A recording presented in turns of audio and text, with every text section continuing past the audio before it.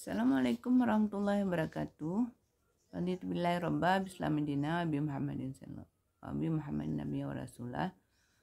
Rabbi syrah li sadri wa yassir li amri wa hlul 'uqdatam min lisani yafqahu qawli. Teman-teman semua yang ada di seluruh Nusantara, yang dimana saja Anda berada, hari ini saya ingin membahas tentang bentuk akhlak yang mulia, bentuk-bentuk akhlak mulia. Di antaranya ada cinta terhadap Allah. Bagaimana kita menanamkan rasa cinta kepada Allah? Yang perlu kita lakukan, yang perlu ditanamkan sejak anak dalam buayan. Dia anak masih di dalam, mungkin di dalam kandungannya sudah mulai. Bagaimana rasa cinta itu ditanamkan kepada anak di dalam kandungan? Itu biasa kan kalau orang tua memperdengarkan ayat-ayat suci Al-Quran, mengelus-mengelus ya perutnya, tanda kasih sayang.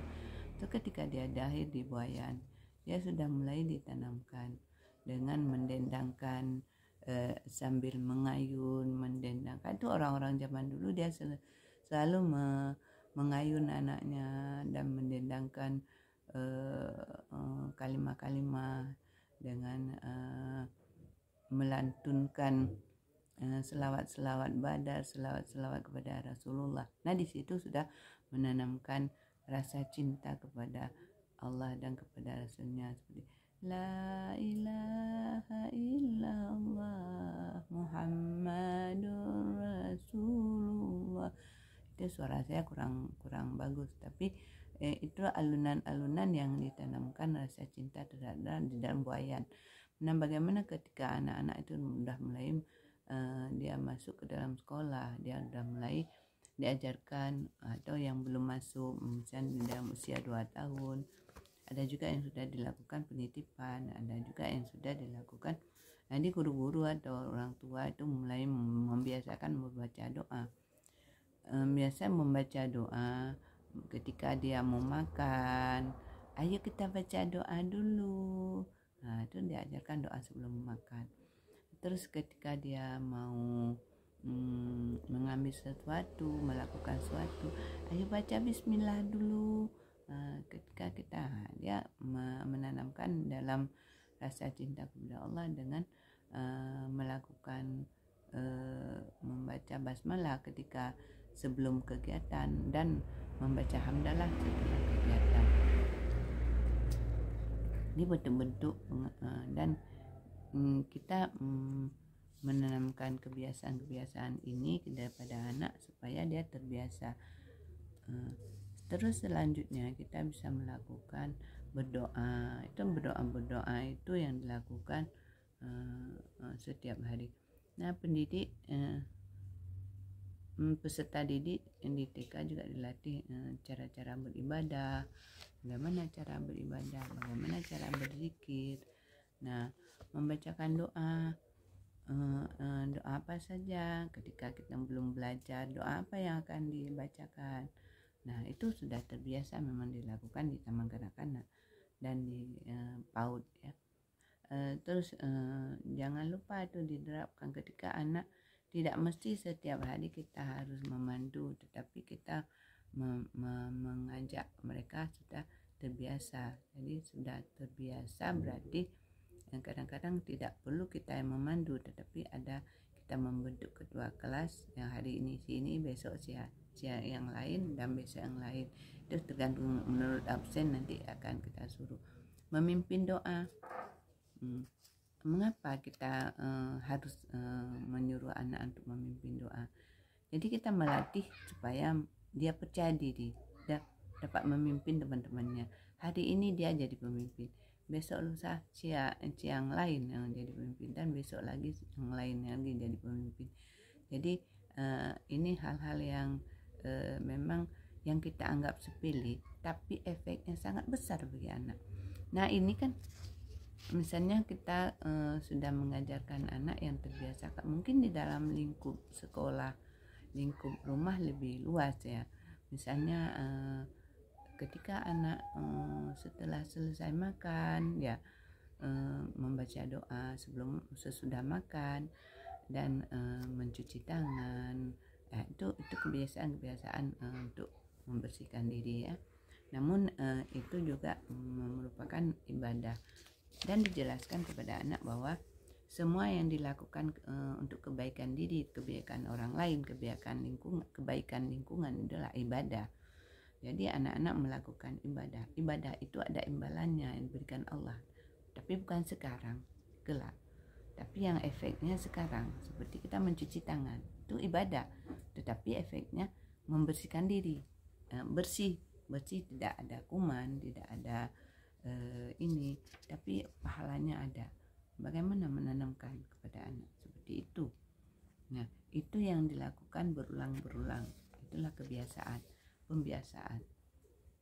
Nah, ketika anak sudah mau keluar, biasakan anak membaca doa keluar rumah, keluar dari kelas, keluar rumah. Dan ketika anak itu sudah bisa menghafalkan ayat kursi, ketika dia sudah keluar rumah, dan membiasakan dia membaca ayat kursi, karena ada 70.000 malaikat yang akan turun mendampinginya, katakan seperti itu.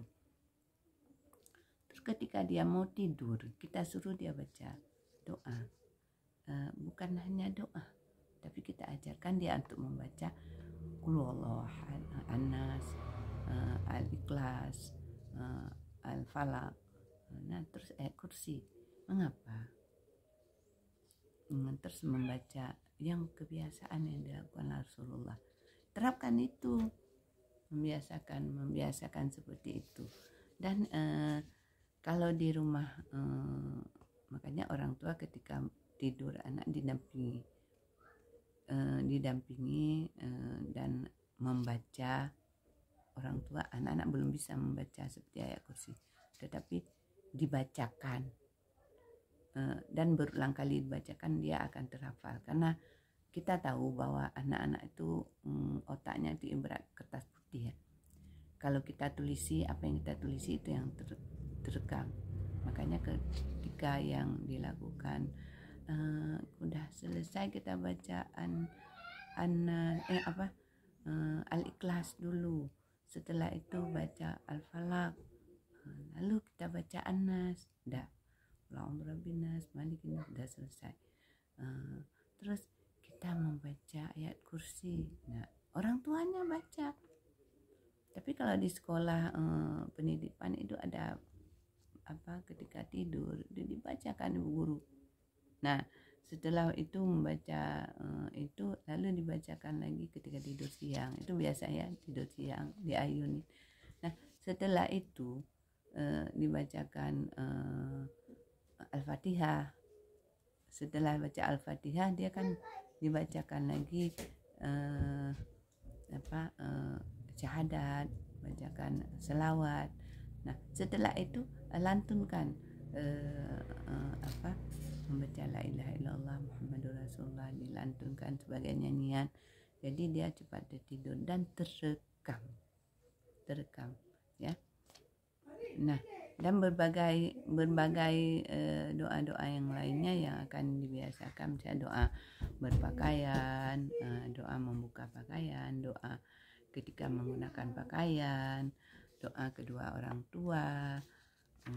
Kalau di taman kanak-kanak memang sudah banyak ya diajarkan doa ke kamar kecil. Nah, kita harus mengajarkan tata cara dia ke kamar kecil.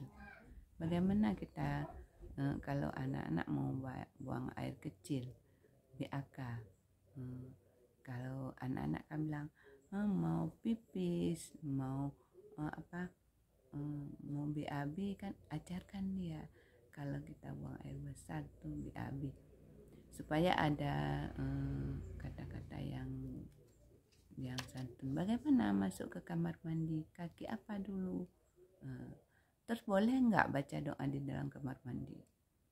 Nah, di mana kita baca doa itu diajarkan kepada anak. Makanya ketika baca doa itu harus di luar kamar mandi, jangan di dalam.